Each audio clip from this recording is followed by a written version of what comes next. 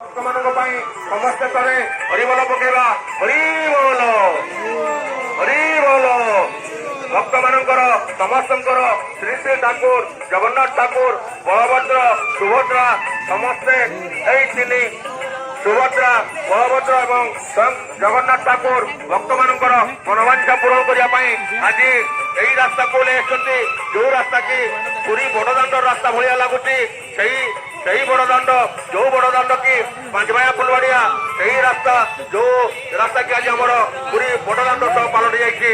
ଯୋଉ ମା ମାନେ ପୁରୀ ଯାଇପାରିନାହାନ୍ତି ଏଇଠାରୁ ହିଁ ଅନୁଭବ କରିପାରୁଛନ୍ତି ପୁରୀର ବଡ଼ଦାଣ୍ଡର ଧୂଳି ଯେମିତି କି ଆଜି ପୁରୀ ବଡ଼ଦାଣ୍ଡର ଧୂଳି ପାଲଟି ଯାଇଛି।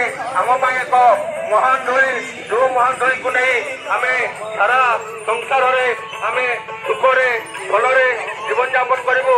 ସମସ୍ତଙ୍କର ରୋଗମୁକ୍ତ ହେବା ପାଇଁ